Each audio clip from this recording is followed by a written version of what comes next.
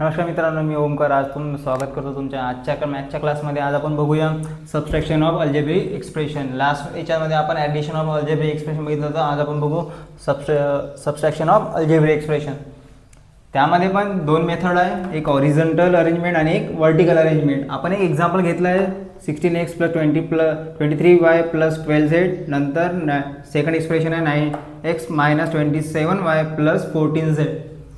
आपण अरेंजमेंट करून ठेवली आहे ऑलरेडी. ओके, आता फक्त आपल्याला सॉल्व करायचं आहे.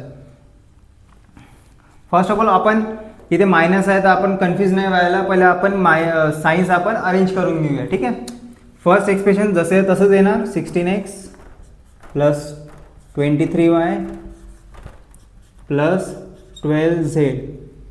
आता इथे मायनस आहे, इथे प्लस आहे, तर आता बिलकुल अपोजिट होऊन जाणार सायन्स. ओके, इथे प्लस आहे तर मायनस 9x, इथे मायनस आहे तर इथे प्लस 27y, त्यानंतर इथे प्लस आहे तिथे मायनस 14z.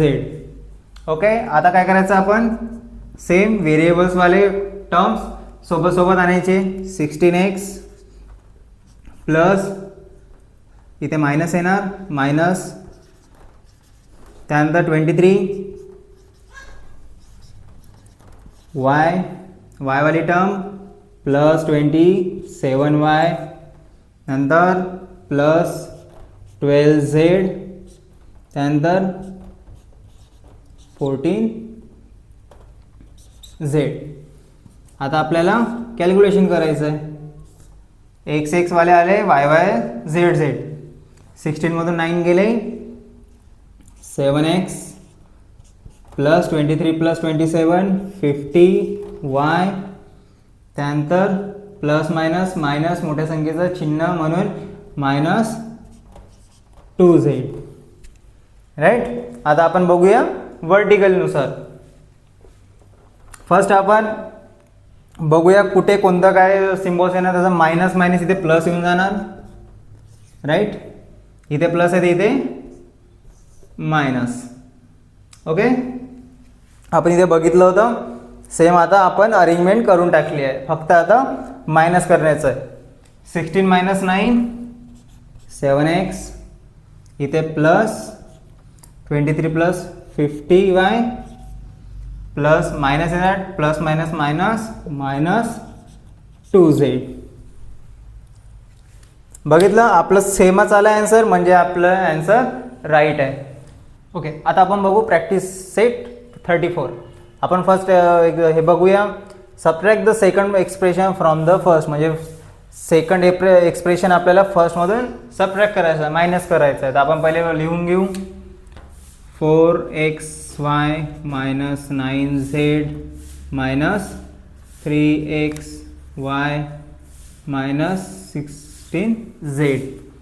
त्यानंतर आपण हे हॉरिझॉन्टल मेथडनुसार सॉल्व करून आलो. जर तुम्हाला व्हर्टिकल इझी वाटत तर तुम्ही व्हर्टिकलच्या मेथडनुसार पण तुम्ही सॉल्व करू शकता. फर्स्ट तेच आपलं नेहमी व्हेरिएबल्सवाले सेम एकत्र घेऊन घ्यायचे. y - 3xy - 9z - 16z. 4 मधून 3 गेले, xy 1 राहिलो म्हणजेच xy, तर minus minus plus 9 + 16 25z. Okay, next आपण बघू. याच्यामध्ये 3 टर्म्स आहेत तर कन्फ्यूज व्हायचं नाही. Plus 4y + 7z. फर्स्ट आपण साईनला अरेंज करून घेऊ. एक स्टेप वाढणे पण आपल्याला इझी जाणार सॉल्व करायसाठी. x + 2y + 3z. ओके, या ब्रॅकेटमधले जसं मायनसनी मल्टिप्लाय केलं तर जे प्लसचं मायनस होणार आणि मायनसचं प्लस. तर काय आपल्याला मिळणार, x + 4y + 7z - x. इथे प्लस आहे तिथे होऊन जाणार मायनस, इथे प्लस आहे तिथे होऊन जाणार मायनस. नंतर व्हेरिएबल्स वाले सेम एकत्र आणा, -x plus 4y minus 2y, नंतर plus 7z minus 32z, sorry 3z. Okay, त्यानंतर calculation 5x minus x 4x, तर प्लस मायनस मायनस मोठ्या संख्येचं चिन्ह, 4 मधून 2 गेला 2x, नंतर प्लस मायनस मायनस आणखी 7 मधून 3 गेला 4z.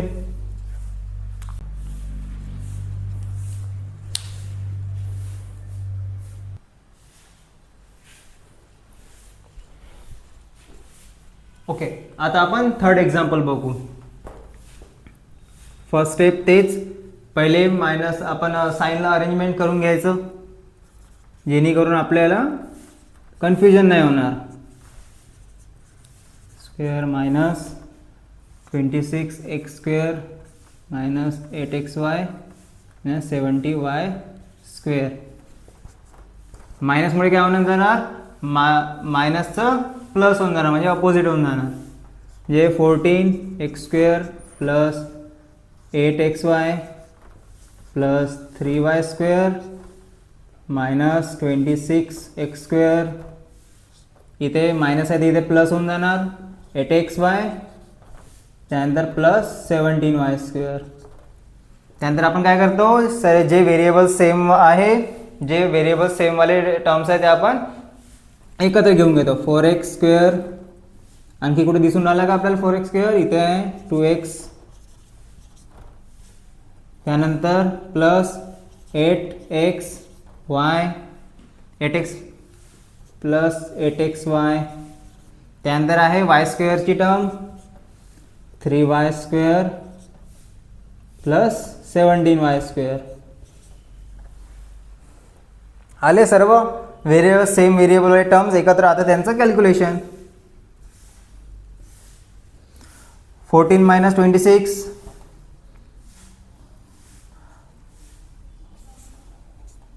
x², इथे मायनस येणार, प्लस मायनस मायनस मोठ्या संख्येचे चिन्ह देतो आपण म्हणून इथे मायनस 12x² येणार, प्लस 8 प्लस x 16xy, त्यानंतर प्लस 3 प्लस 17 20y². ओके, आता आपण बघू फोर्थ क्वेश्चन. आधी साइन अरेंज करून टाकू जेणेकरून आपल्याला इझी होणार. 7x plus 16y² minus 16x² minus 17xy. आता इथे मायनस आहे, इथे काय होणार, प्लस होणार. 16x² plus 17xy plus 16y² minus 16x² plus 17xy झालं. आता जे व्हेरिएबल सेम व्हेरिएबल्स वाले ते टर्मचं त्यांचं calculation 6x² minus 16x² plus 17xy, sorry 7xy plus 17xy, नंतर 16x² as it is, right.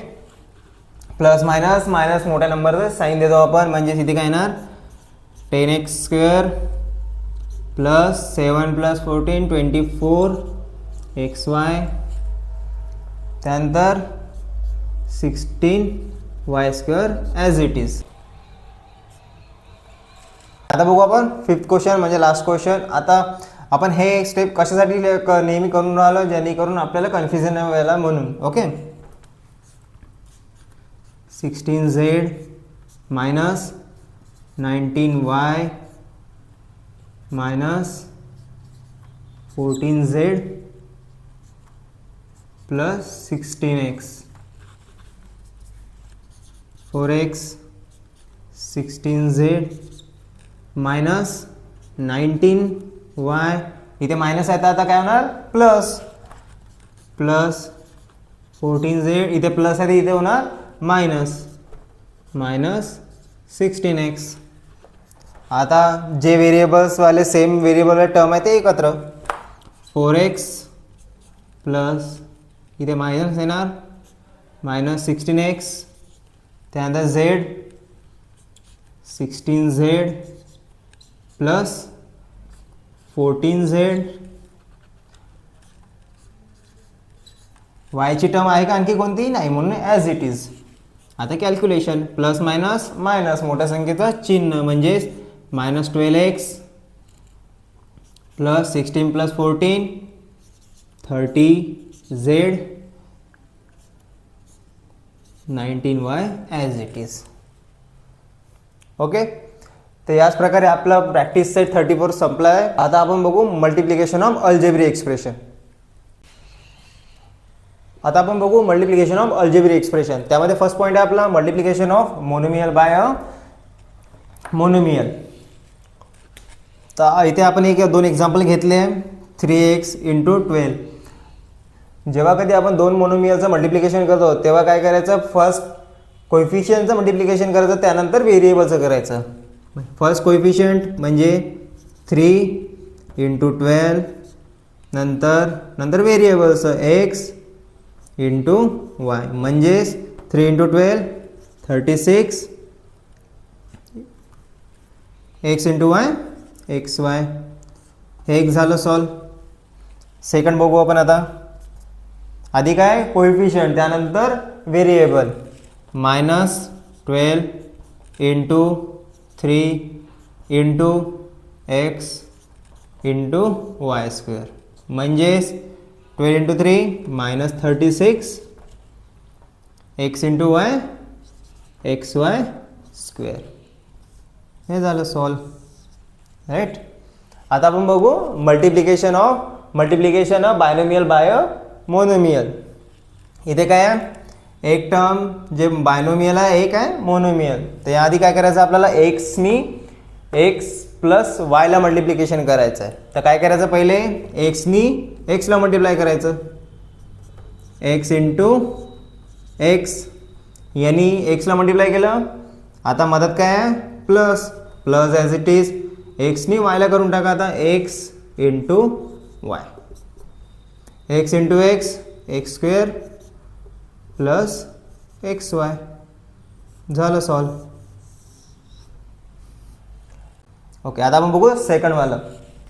काय 7x - xyला कशाने मल्टिप्लाय करायचं, 3z. फर्स्ट घ्यायचं x × 3z. 7x ने केलं 3zला मल्टिप्लिकेशन. आता घ्यायचं मायनस आहे ना मदत म्हणून. नंतर 6y ने 3zला मल्टिप्लाय करून टाकायचं 3z. आता आणखी ते कंडिशन आली जे आपण इथे बघितली होती. आधी काय आता आहे कोएफिशियंट नंतर व्हेरिएबल. 7 × 3 × x × z झाला हा. आता मायनस ॲज इट इज 6 × 3 नंतर व्हेरिएबल्स y × z. ओके, आता आपलं regular calculation 7 × 3 21, x × z xz, minus 6 × 3 18 yz. झालं सॉल्व.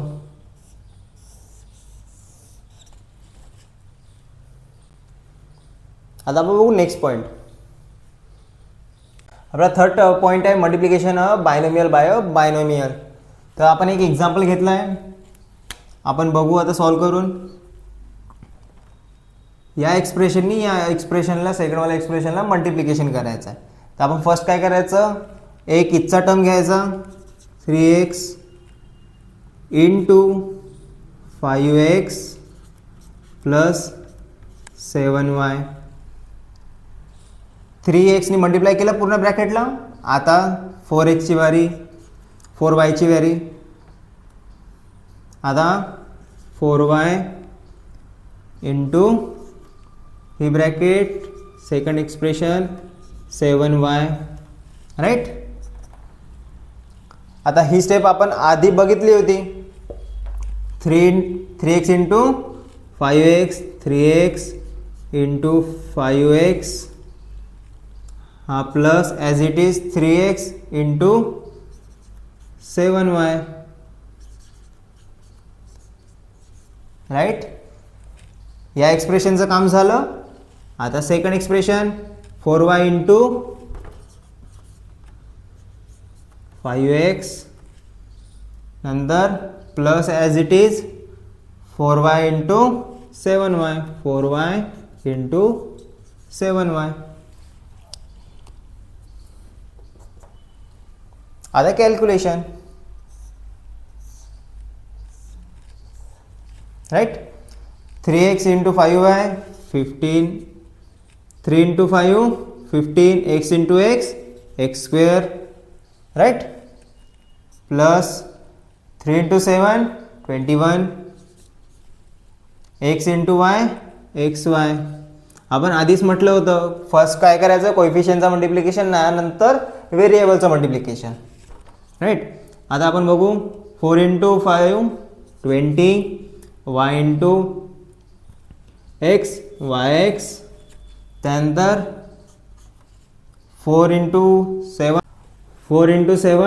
28 तर Y square as it is.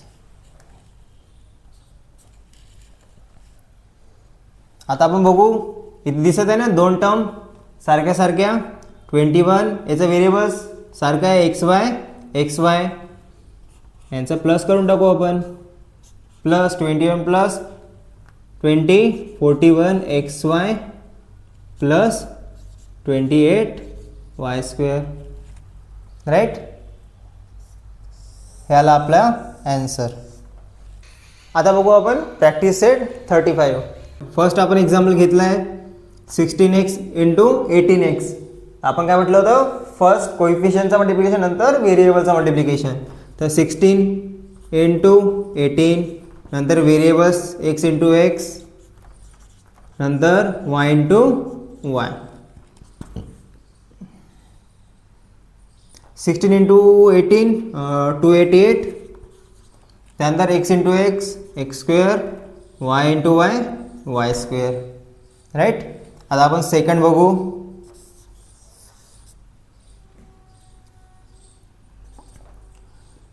23 into 4 into x. X सोबत कोणी आहे का नाही म्हणून y square direct y into y नंतर z square as it is 23 into 4 92 x सोबत कोणी मल्टिप्लिकेशनमध्ये आहे का नाही तर एक्स ॲज इट इज नंतर y into y square into y cube z square जसं या तसा. आपलं मिळालं सेकंड ॲन्सर. आता थर्ड बघू.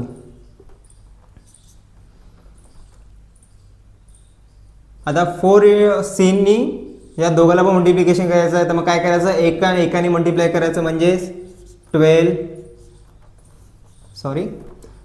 12a इंटू 4c 12 तर मल्टिप्लिकेशन झालं त्यानंतर 17b इंटू 4c नंतर कोएफिशियंटचं पहिले नंतर व्हेरिएबलचं म्हणजेच 12 into 4 into a into c plus 7 into 4 नंतर b इंटू c राईट. आता multiplication 12 into 4 48 into ac plus 7 into 4 62 into bc. हे झालं थर्डचा आन्सर भेटला आपल्याला. आता आपण बघू फोर्थ क्वेश्चन. आता इथे काय आहे दोन बायनोमियलवाला आहे. आपण फर्स्ट काय करायचं एकाने मल्टिप्लिकेशन करायचं. फर्स्ट हा एक टर्म घेऊ 4x यांनी या पूर्ण ब्रॅकेटला मल्टिप्लाय करून घेऊ पहिले सेपरेट 7y. तर 4ने तर मल्टिप्लिकेशन केलं या ब्रॅकेटला. आता 5y ची बारी प्लस 5y नंतर ही bracket x plus 7y. Okay, यानंतर 4xनी या ब्रॅकेटला मल्टिप्लाय करू आपण. 4x into 9x plus 4x into 7x. त्यानंतर 5y इंटू 9x, त्यानंतर 5y इंटू 7y.